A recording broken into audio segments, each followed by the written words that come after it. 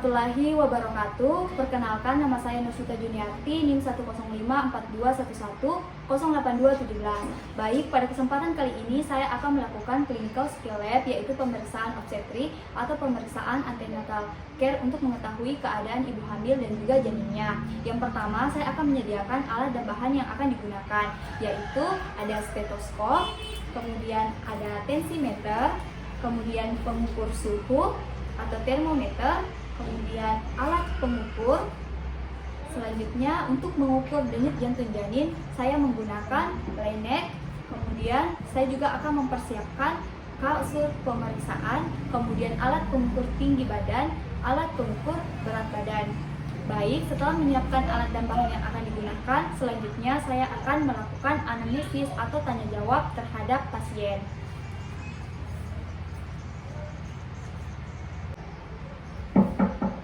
Silakan masuk, Ibu. Silakan duduk. Baik, Ibu, perkenalkan saya dengan Dr. Novi, dokter yang bertugas pada pagi hari ini.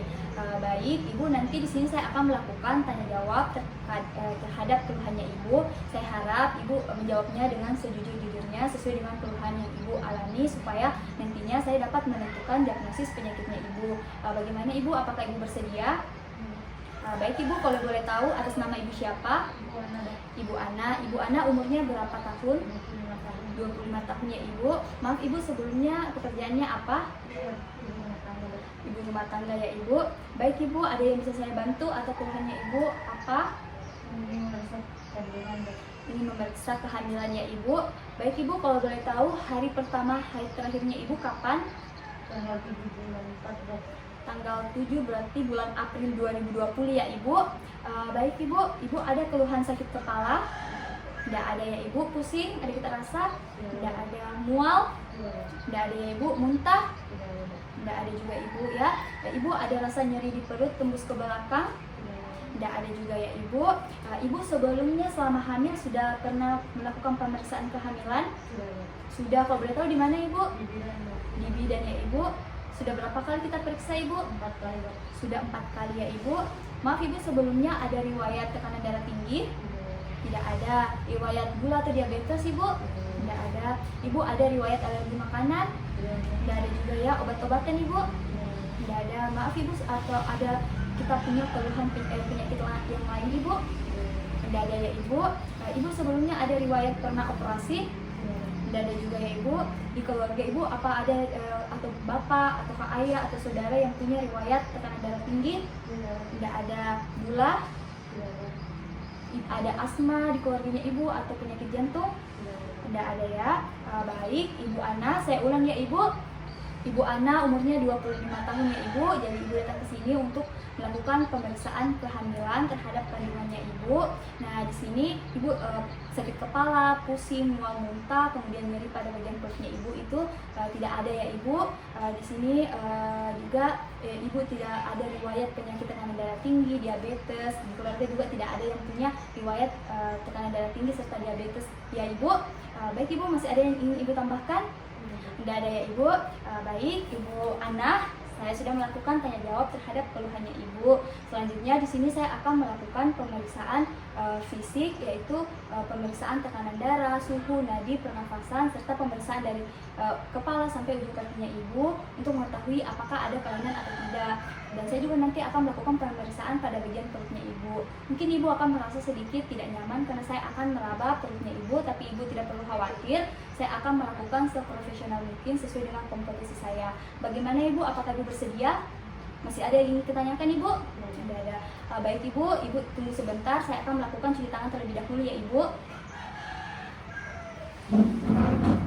Baik, di sini saya akan melakukan cuci tangan terlebih dahulu menggunakan cuci tangan 6 langkah.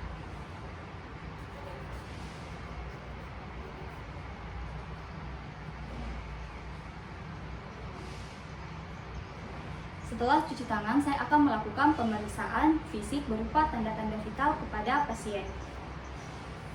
Baik, Ibu, saya periksa dulu tekanan darah tadi, Bu. Coba Ibu tangan, Pak.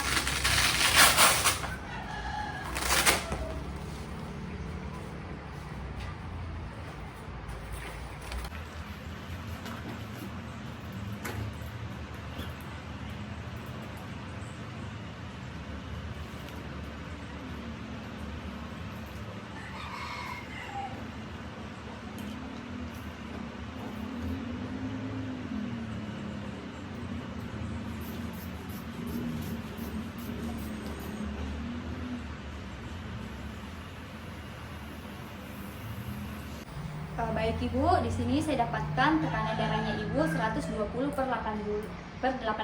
Jadi tekanan darahnya Ibu ini dalam batas normal ya Ibu.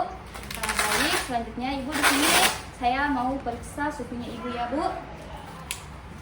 Tapi Ibu bisa saya masukkan ini di ketiaknya Ibu. Permisi ya Bu. Sambil menunggu hasil dari suhu, saya di sini akan melakukan pemeriksaan nadi. Tapi Ibu di tangan tadi Bu, periksa nadi selama 1 menit.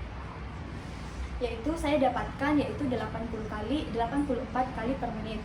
Jadi nadi pasien berada dalam batas normal. Selanjutnya sambil memperhatikan pasien, saya juga akan menilai pernapasan pasien selama 1 menit. Di sini pernapasan pasien didapatkan 20 kali per menit. Jadi dalam pernapasan pasien dalam batas normal. Tapi Ibu, saya ambil termometernya. Di sini didapatkan suhu pasien yaitu 36,7 derajat Celcius. Jadi suhu pasien juga dalam batas normal. Baik Ibu, selanjutnya di sini permisi Ibu, selanjutnya saya akan melakukan pemeriksaan dari ujung kepala sampai ujung kaki pasien untuk menilai apakah terdapat kelainan atau tidak. Permisi Ibu, saya periksa dulu di Ibu bagian matanya. Ibu bisa lihat ke bawah. Sini kita lihat apakah ada uterit atau tidak. Permisi Ibu, bisa lihat ke atas Ibu untuk melihat apakah ada anemis atau tidak. Kemudian kita perhatikan di sekitar kepala apakah terdapat kelainan berupa benjol ataukah ada bekas luka atau tidak. Kemudian pada bagian leher pasien kita juga perhatikan apakah terdapat kelainan deformitas ataukah bekas luka. Kemudian kita juga perhatikan pada kedua tangan pasien, kemudian bagian dada sampai ujung kaki pasien apakah terdapat kelainan atau tidak. Baik Ibu, saya sudah melakukan pemeriksaan dari ujung kepala sampai ujung kakinya Ibu. Selanjutnya Ibu, di sini saya mau lakukan pemeriksaan tinggi badannya Ibu sama berat badannya Ibu ya. Ibu bisa ke sini. Tapi Ibu bisa ke sini Ibu. Saya ukur dulu tinggi badan tadi Ibu. Bisa ke sana Ibu.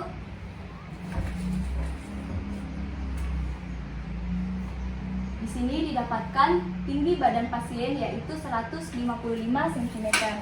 Baik Ibu, saya ukur dulu berat badan tadi Ibu, bisa ke sini Ibu. Berat badan pasien didapatkan yaitu 60 kg. Baik Ibu, selanjutnya Ibu bisa ke kasur pemeriksaan. Saya mau lakukan pemeriksaan terhadap kandungannya Ibu ya Bu. Baik, sekarang saya akan melakukan pemeriksaan obstetri, yaitu pemeriksaan Leopold yang terdiri atas Leopold 1, Leopold 2, Leopold 3, dan juga Leopold 4. Yang pertama, saya akan melakukan pemeriksaan Leopold 1, yaitu untuk menentukan tinggi fundus uteri serta menentukan bagian janin yang terletak pada fundus uteri, yaitu dengan cara pertama saya akan menutup kaki pasien. Permisi ya Ibu. Kemudian angkat sedikit baju pasien. Ibu, permisi ya, saya angkat sedikit bajunya. Untuk pemeriksaan Leopold 1 yaitu dengan cara tangan kiri menggunakan sisi jari telunjuk itu diletakkan di bagian atas di bagian fundus uteri untuk menentukan tinggi fundus uteri. Kemudian tangan kanan pada bagian sisi jari telunjuk diletakkan di SOP atau simpisis ostium pubis. Setelah kita menentukan TFU serta SOP, selanjutnya kita ukur menggunakan alat pengukur. Di sini pada tinggi fundus uterinya yang saya dapatkan yaitu 32 cm. Selanjutnya, menggunakan kedua telapak tangan saya letakkan di fundus uteri untuk menentukan bagian janin yang terletak pada fundus uteri. Ini saya dapatkan bagian yang teraba bulat serta lunak. Baik, selanjutnya saya akan melakukan pemeriksaan Leopold 2. Pemeriksaan Leopold 2 untuk menentukan bagian janin yang terletak di sisi kanan serta sisi kiri perut ibu, serta menentukan punggung janin terletak di mana, yaitu dengan cara kedua tangan diletakkan di bagian sisi kanan perut ibu serta sisi kiri perut ibu, kemudian digerakkan secara simultan atau bergantian untuk menentukan bagian janin yang terletak di sisi kiri serta sisi kanan perut ibu. Di sini saya dapatkan yaitu teraba bagian janin yang rata kemudian memanjang pada sisi perut sebelah kiri ibu. Artinya pada bagian sisi kiri ibu, pada bagian sisi perut kiri ibu terdapat bagian janin yaitu punggung janin. Selanjutnya saya akan melakukan pemeriksaan Leopold 3. Pemeriksaan Leopold 3 untuk menentukan bagian janin yang terletak pada bagian bawah uterus, yaitu dengan cara Kedua, dengan cara pada telapak tangan yang kiri itu kita letakkan di fundus uteri untuk fiksasi, sedangkan tangan kiri, tangan kanan kita letakkan di bagian bawah uterus untuk menentukan bagian janin yang terletak di bawah uterus. Nah, di sini saya dapatkan bagian yang keras, kemudian bagian yang bulat, keras serta melenting. Artinya pada bagian bawah janin terdapat bagian janin yaitu kepala. Nah, selanjutnya saya akan melakukan pemeriksaan Leopold 4. Pemeriksaan Leopold 4 untuk menentukan bagian janin apakah sudah memasuki pintu atas panggul atau belum, yaitu dengan cara kedua tangan diletakkan di bagian bawah uterus. Kemudian di sini saya dapatkan yaitu kedua telapak tangan saya yaitu saling bertemu atau konvergen. Artinya pada bagian bawah janin itu belum memasuki pintu atas panggul. Baik, setelah saya melakukan pemeriksaan Leopold 1, Leopold 2, Leopold 3, dan Leopold 4, selanjutnya saya akan melakukan pemeriksaan auskultasi menggunakan Leynek. Adapun Leynek ini saya akan letakkan di bagian sisi sebelah kiri perut ibu, di mana pada pemeriksaan Leopold 3 didapatkan punggung janin berada di sisi sebelah kiri perut ibu. Permisi ya ibu, kemudian kita dengarkan. Normal denyut jantung janin itu sekitar 120 sampai 160 kali per menit.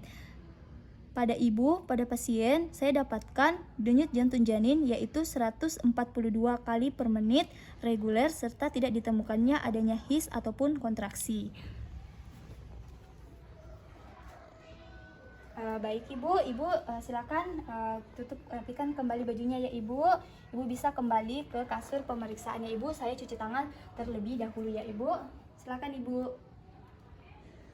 Baik ibu, tadi saya sudah melakukan anamnesis, pemeriksaan fisik terhadap ibu serta pemeriksaan terhadap kandungannya ibu. Dari anamnesis tadi ibu di sini hamil anak pertama ya ibu, belum pernah keguguran juga. Jadi saya dapat tuliskan G1 P0 A0.